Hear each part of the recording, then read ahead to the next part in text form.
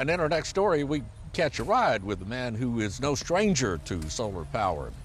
Matter of fact, he's made it his mission to harness that power.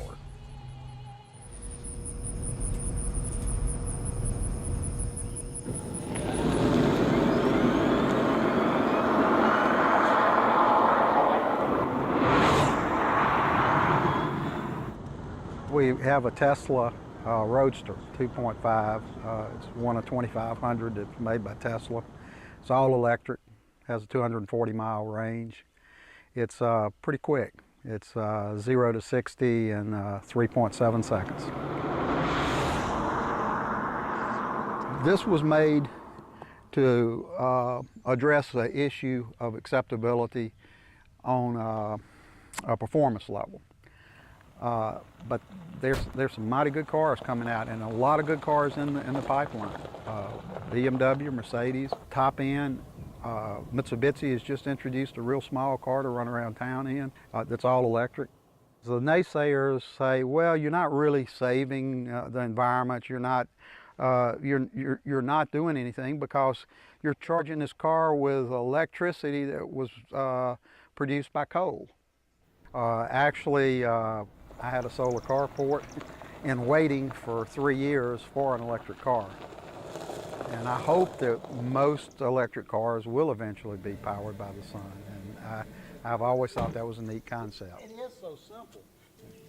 After a few minutes talking with him, one realizes that Will Hegman is not only passionate, but also practical and resourceful.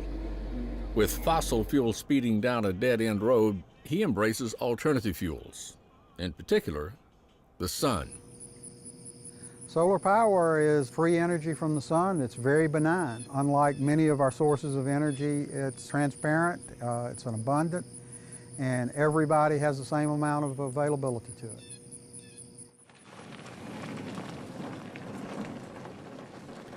So can solar energy work in Mississippi? Surely, we have plenty of sun and chicken farms. Traditionally, the chicken houses were orientated east to west to take advantage or to keep from having a problem with a morning east sun and evening west sun. And how that has benefited me is the chicken houses running east to west allowed me to put panels on the roof and take advantage of the sun in the southerly sky. So, I mean, I generate electricity every day, unless it's raining or cloudy. And it won't do it on the moon at night because I've checked. So. Spencer Pope works with Will Hegman installing solar panels over the southern states. He has chickens too. My system that's on my farm, I can pull it up right here on my phone, and it just allows me to check it and I'll make sure everything's working properly on a daily basis if I want to. And it tells me my current status. I have no issues. Everything's working fine. Current power production is 821 watts.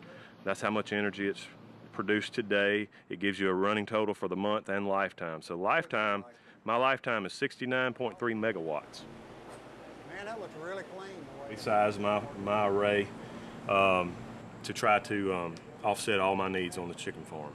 And so far, we're running a little bit ahead. So you're running in the black? I am. You're selling power? I am. You're your own power station? I am.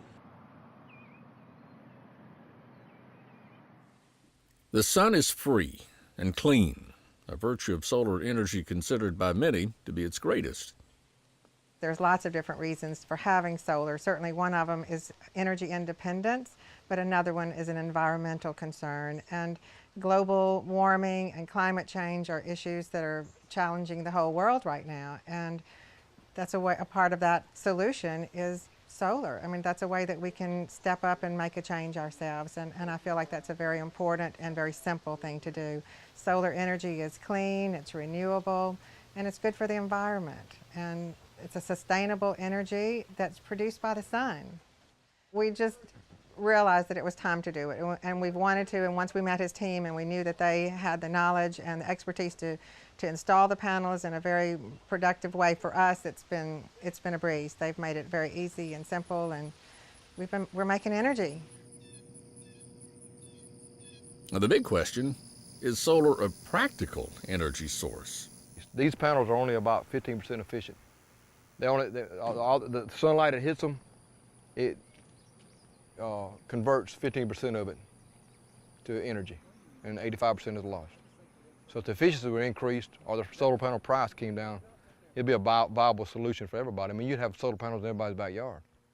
When I talk about renewable energy, people think that I'm from Mars or someplace. I walk around barefoot and eat tofu all day. But you know, here's the thing: I'm for propane. I'm for LNG. You know, I'm for biomass. You know, I'm not against coal. I'm truly not. It's just where's the best cost.